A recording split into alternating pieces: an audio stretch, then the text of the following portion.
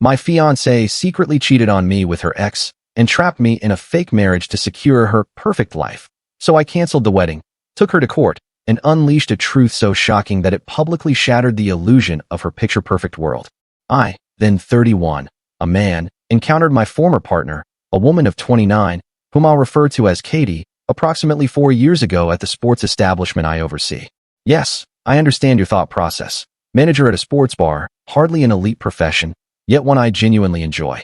I began as a mixologist directly out of university with a business qualification I ultimately didn't apply. I ascended through the ranks and now direct one of the chain's most prosperous branches. We conduct a thriving operation, boast wonderful clientele, and my team genuinely enjoys their work, which is uncommon in this field. Katie was an exceptionally accomplished property broker, the kind who frequently shared those another multi-million-dollar property sold posts on LinkedIn each week. She arrived one night with a cohort of her secondary school acquaintances, all outwardly prosperous, including a pair of corporate attorneys, a physician, a skin specialist, a financial executive involved in hedge funds, I'm not entirely sure, and a prominent tech marketing lead. They were commemorating a birthday, spending roughly $600 on beverages and small plates that evening. Katie subsequently frequented the bar, typically during my working hours. We connected rather swiftly. She appreciated my sense of humor, and I admired her ambition. Her companions, in hindsight, presented certain warning signs. They would make subtle remarks about my profession, such as, "It's commendable you're content in your current role," or, "Have you considered a transition to corporate leadership?" Yet, when one is smitten, such observations are often disregarded. Our relationship advanced quite rapidly after we began seeing each other. Within 3 months, she was virtually residing at my apartment, and we formally cohabited after a year. I had a comfortable 2-bedroom residence within a contemporary downtown complex, not extravagant, but featuring a doorman and surveillance cameras, elements that gained significance later. The dwelling was registered under my name, given my superior credit rating and established tenancy of several years. For a period, life was pleasant. Katie was excelling in real estate, earning over twice my income, a fact her friends frequently reminded me of, but we found contentment. I was progressing professionally, rising to general manager and subsequently tasked with instructing new managers across various sites. Our families harmonized splendidly. Her parents, a kind older pair, welcomed me as their own, and my parents admired her drive. The previous December, I resolved to propose marriage. I arranged an entire weekend retreat to a mountain lodge roughly 3 hours distant, complete with a secluded lakeside dinner and the ring concealed in the dessert. Perhaps a bit cliché, but she often spoke of desiring a memorable tale to recount. She, naturally, accepted, and we dedicated the following week to celebrating and initiating wedding preparations. Our target was October of the current year, aiming to avoid colder weather, but also the peak summer season's exorbitant costs. Katie's parents generously offered to cover the majority of expenses, placing approximately $40,000 in deposits for a luxurious venue, catering, florals, and related services. This detail also proves significant later, as it marked the onset of peculiar occurrences. Katie's circle of friends abruptly insisted on participating in every solitary wedding decision, and I genuinely mean every single one. The color palette required their unanimous consent, the menu had to cater to all their dietary requirements, and the seating arrangement had to guarantee them the prime table. It was draining, and their remarks regarding my profession intensified. They would utter things such as, "Katie, are you certain about a 6 p.m. wedding? Won't OP be working? Or perhaps we should arrange gown fittings for a Tuesday, as that's likely a quieter evening at a sports establishment." Just continuous, subtle jabs, you understand, but Katie never defended me. She would either dismiss it with a laugh or, more concerningly, concur with them. I also began observing other alterations. Katie was increasingly working late, always having these urgent property viewings emerge at unusual hours. She altered her phone password and habitually kept it face down. Classic signs of infidelity, correct? Yet, I placed my trust in her, or perhaps I was naive, likely both.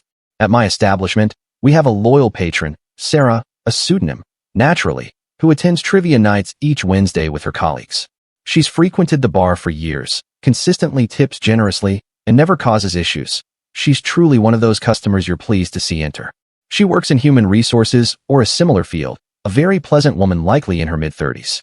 On this specific Wednesday, however, Sarah was behaving uncharacteristically.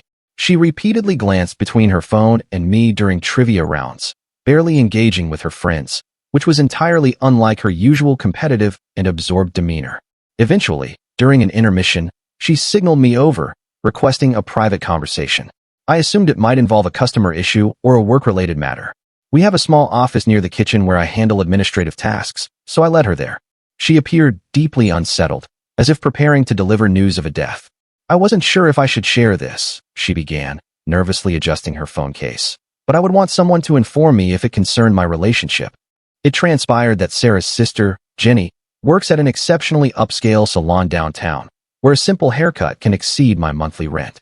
That morning, Katie had been there for highlights. Apparently, she had been a client of Jenny's for about a year, always scheduling appointments when I was at work. On this occasion, Katie spent the entire 2-hour session on the phone with someone she repeatedly addressed as babe and baby. Jenny overheard everything, as one inevitably does when styling hair.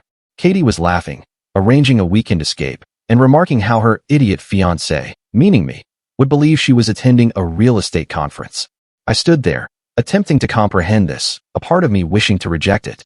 Perhaps she was conversing with a female friend. Some women do refer to their companions as babe, right? But Sarah wasn't finished. She retrieved her phone and displayed an Instagram story her sister had sent her. It originated from an upscale restaurant 2 towns away, a place with a pretentious name like Lawn. The story was uploaded by an unknown individual commemorating their engagement. But in the backdrop of their champagne toast photograph, clear as day, was Katie, intimately seated with a man in a costly suit. This was from the preceding Friday, when she claimed to be having a girls' night out. My hands trembled so severely I could scarcely grip the phone. The story's timestamp read 9:47 p.m. At 9:52 p.m. that same evening, Katie had sent me a selfie of herself at home with face masks, seemingly with her friends. She had, in fact, orchestrated a fabricated girls' night photo to conceal her rendezvous. I thanked Sarah. What else does one say to someone who just shattered your entire existence? She apologized perhaps 20 times, repeatedly expressing her regret. I assured her she had done the correct thing, complimentary of her groups tab for the night. My employer is understanding about such matters, and returned to work.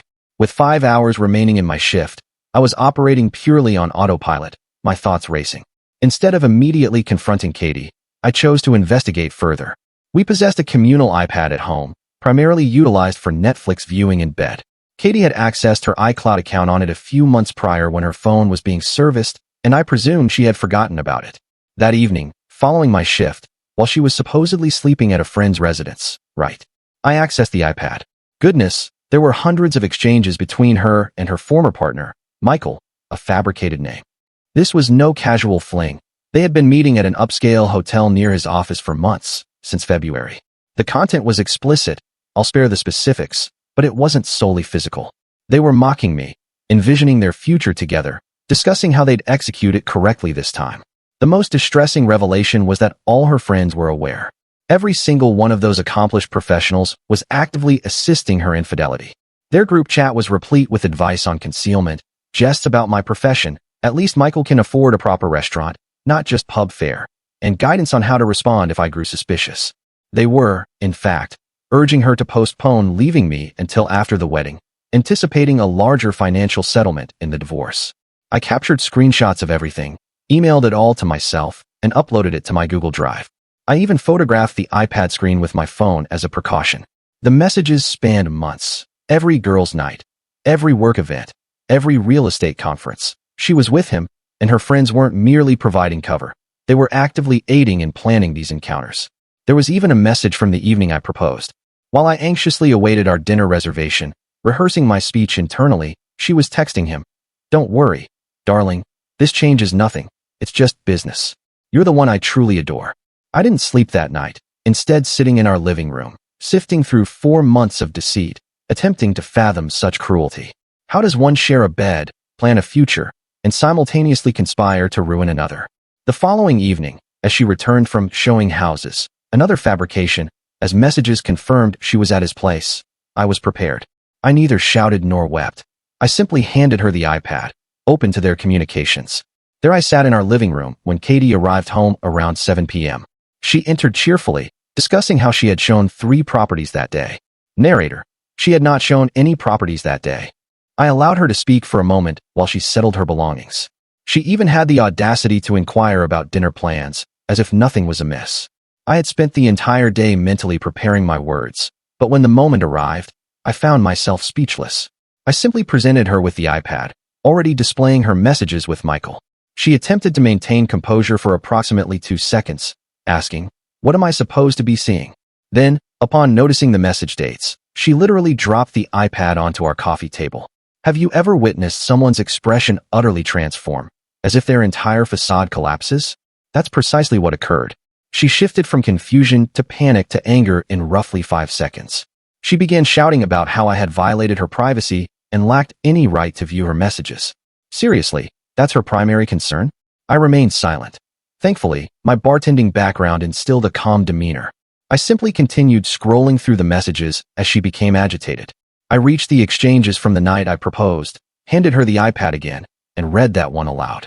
She wouldn't, and instead began to weep, but it wasn't genuine remorse. It was entirely manipulative crying, the kind intended to evoke guilt for having uncovered their deceit. She repeatedly insisted it was merely a misstep, meaningless, and that Michael represented her past while I was her future. Spoiler: based on the messages I had read, I was merely her financial resource until she could divorce me for a greater sum. Here's the most remarkable part. She actually attempted to place blame on me, claiming I was emotionally distant due to my evening work at the bar, asserting she was solitary, and that Michael offered greater understanding because of their shared upbringing. Then she uttered this gem: "If you hadn't accessed my private messages, we could have been happy." That's when my composure frayed slightly. I wasn't yelling, but I was certainly no longer serene. I inquired if happiness was truly possible, while she simultaneously allowed her friends to plan our wedding and her divorce. I asked her how many of our significant moments she had tainted by texting him immediately after. Our engagement, holidays, birthdays, messages to him appeared within hours of every single one. She rapidly shifted tactics, quicker than a politician during an election campaign. Abruptly, her sole concern became the wedding deposits, my parents having already paid for everything, and public perception. Not a single utterance of genuine remorse or affection, only anxiety about finances and appearances. I informed her the wedding was unequivocally canceled and gave her 30 days to vacate, explicitly stating, as per our state's tenant laws, as I had researched this throughout the day. Although she wasn't on the lease, she had resided there long enough to possess tenant rights. I was enraged, not unintelligent. That's when she retrieved her phone. I presumed she was contacting her mother or someone similar. No, she was texting the group chat. Recall those accomplished professional acquaintances? Yes, she was summoning reinforcements. "You're going to regret this," she declared, typing furiously. "You have no idea who you're dealing with." I actually chuckled. What was this, a poorly scripted mob film? I informed her she had 30 days to gather her belongings and depart, and that I would stay at a friend's residence that night to afford her space to begin packing, if she wished. I started assembling a bag with some clothing and items for work the next day. She continued typing on her phone, weeping, yet also smirking. That should have been my initial indication that something was seriously amiss. I was nearly at the door when she stated, "They're already en route. You should wait to hear their perspective on this." Now, I'm not a diminutive man. I work in a bar and understand how to manage myself if situations become unruly. However, something in her tone caused the hairs on my neck to prickle. I decided to initiate recording on my phone, just in case. Thank goodness I did. I had reached approximately halfway to my vehicle when I observed them entering the parking lot. All 5 of her friends in 2 distinct automobiles. The 2 attorneys, the financial executive, the doctor, and the marketing director. They were no longer in work attire, appearing as though they had come directly from a fitness center, and they certainly did not look pleased.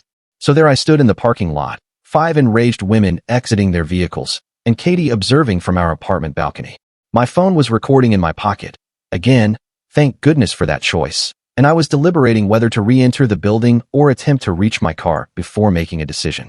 Hannah, the finance executive, began screaming that I was an abusive piece of refuse and that they would no longer permit me to harm Katie. What? The other 4 dispersed around me, and I recognized they were attempting to obstruct my access to both my car and the building's entrance.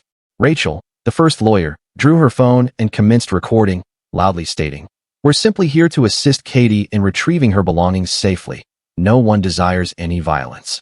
Meanwhile, Jessica, the second lawyer, was texting something and smirking, as if this entire situation was a grand jest.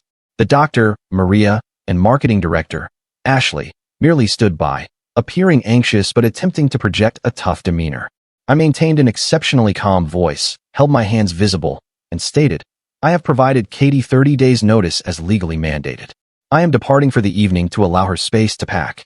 Please, do not exacerbate this situation. That's when Hannah decided to confront me directly, yelling about their knowledge of my alleged abuse and how they wouldn't permit Katie to spend another night with a monster like me. I was literally retreating, still with my hands raised, repeating, "There are surveillance cameras everywhere, and I am recording this. Please, just let me depart." In retrospect, mentioning the recording was my grave error.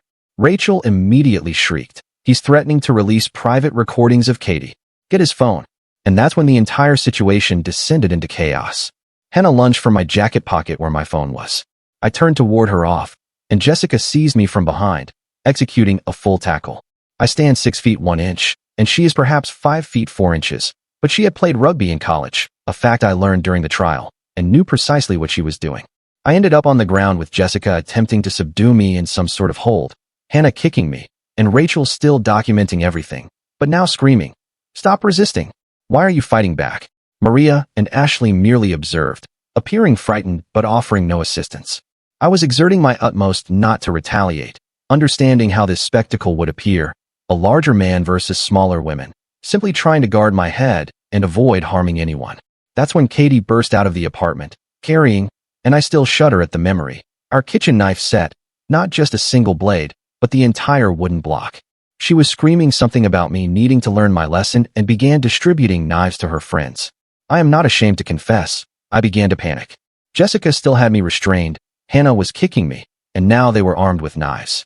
I managed to free one arm, extract my phone, and activate the emergency SOS button, an iPhone function that contacts emergency services automatically by rapidly pressing the power button 5 times. I began shouting, "Police are arriving," as loudly as possible, hoping someone in the building would hear. Rachel, still recording, shrieked, "No one will believe you." And then, my goodness, Hannah stabbed me. Actually, physically stabbed me in the arm. It wasn't a deep wound because I recoiled, but sufficient to require 12 stitches later. Blood was everywhere, and I suppose that startled Maria and Ashley as they began to retreat. The subsequent minute or two is a hazy memory. I recall Katie screaming, "Finish it," from somewhere behind me. I remember Hannah attempting to stab me again while Jessica was shouting, "Hold him still." Then, sirens, many of them, and suddenly the parking lot was swarming with police vehicles. Thank heavens one of my neighbors had witnessed the unfolding events and also contacted emergency services, so they understood the gravity of the situation. Officers arrived with weapons drawn, commanding everyone to surrender their arms. Hannah and Jessica attempted to flee but didn't get far. Rachel was still recording and refused to relinquish her phone until an officer tackled her. The most astounding part? Katie stood there with a knife block, screaming that I had attacked them, and they were merely defending themselves, while I was bleeding profusely throughout the parking lot, clearly not retaliating, and everything was captured on at least 3 distinct cameras: my phone, building security, and Rachel's idiotic livestream. The subsequent few hours remain indistinct: an ambulance journey, the emergency room, police interrogations, numerous photographs of my injuries. It turned out, beyond the stab wound, I sustained 2 fractured ribs, a concussion, and appeared as if I'd endured 10 rounds with a mixed martial arts combatant. But here's the truly astonishing part. We later discovered that while I was in the emergency room, these individuals were at the police station, literally contending with officers about regaining possession of their phones so they could erase personal stuff. Rachel, a sworn attorney, actually stated, "If you examine our group chat, it will be misinterpreted." The days immediately following the assault were utterly chaotic. I spent that initial night in the ER receiving stitches and treatment.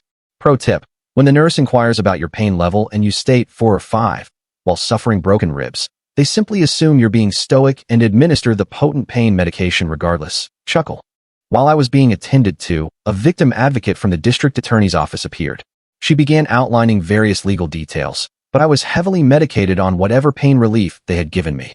The one thing I distinctly recall is her remarking, "This is the most unequivocal instance of premeditated assault I've encountered in years."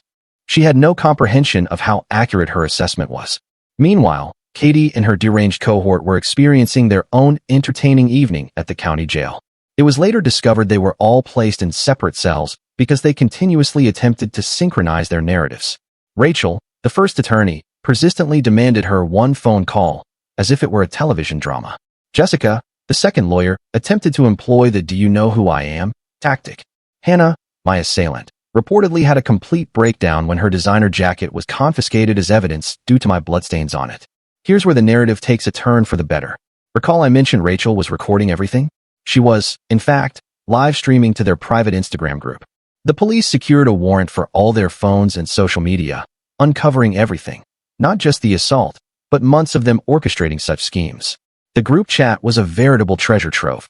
These ostensibly sophisticated professionals had meticulously documented their plot, waiting for Katie to incite my anger, recording me being abusive, defending myself, editing the videos to portray me negatively, filing fraudulent domestic violence charges, having me apprehended and evicted from my own residence, assisting Katie in moving in with her ex, Michael. While I was incarcerated, waiting for the wedding date to pass, having Katie file for divorce citing emotional distress, and utilizing the manipulated videos to secure a larger settlement. They had it all meticulously outlined, like some deranged presentation. There were even messages detailing optimal filming angles and designated roles. The crowning irony? They were using their work phones. These brilliant minds employed their corporate devices to plan an assault. But wait, it improves. 2 days after the attack, while I was still hospitalized, Katie appeared at my workplace. She began informing my staff and customers that I was abusive, that I had assaulted her friends, and that everyone needed to know the truth about me. My assistant manager, a true champion, Dave, captured it all on security cameras and contacted the authorities. She repeated this 3 more times before the police finally apprehended her for contravening the emergency restraining order they had issued. Each time, she would bring a different friend, Maria and Ashley, who were not incarcerated, to witness her recounting her story. They also filmed it, likely believing they were accumulating evidence. Spoiler, those videos ultimately served as evidence against them instead. Then Michael, recall him, the attorney boyfriend, became involved. This brilliant individual began dispatching menacing emails to me and the officers who had apprehended his girlfriend's companions. We're talking full-blown cinematic villain dialogue. You don't know who you're dealing with, and I have connections in the DA's office, and this will all vanish if you withdraw the charges. He sent these from his law firm email, a licensed attorney threatening a victim and law enforcement from his verified work email. The district attorney's office was practically relishing these acquisitions.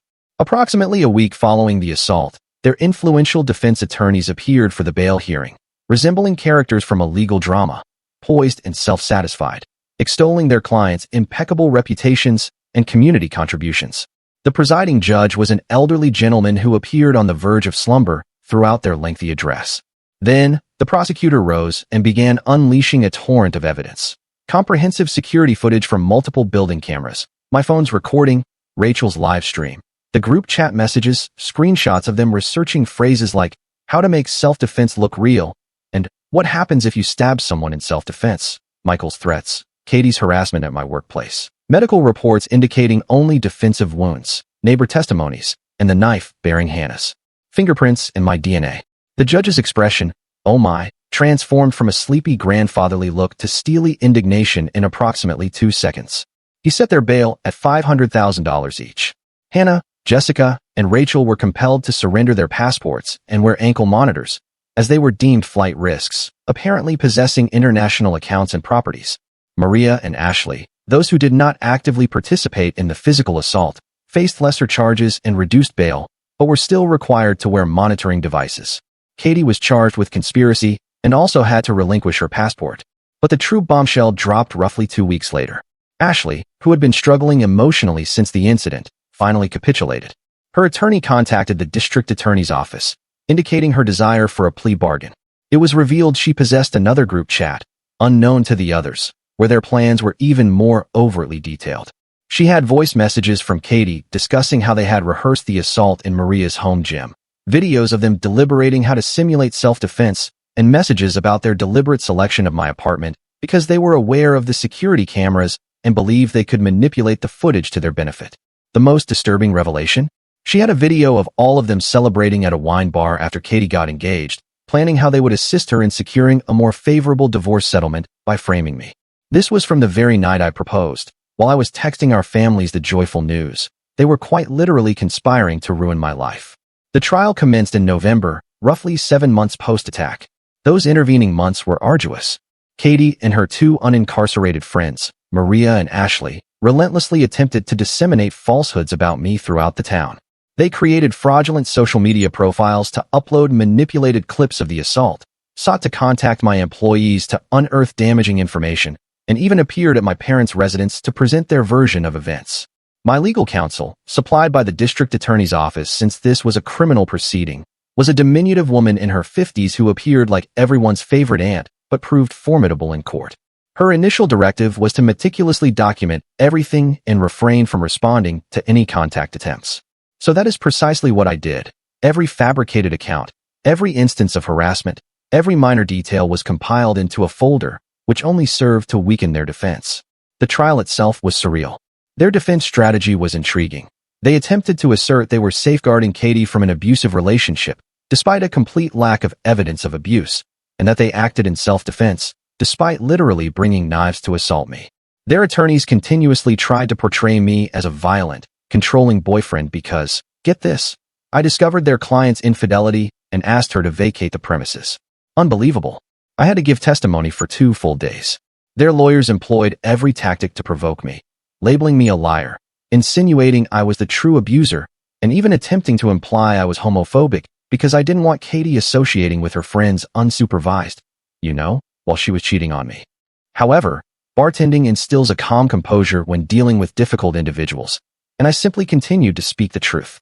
The prosecution's case was a marvel to witness.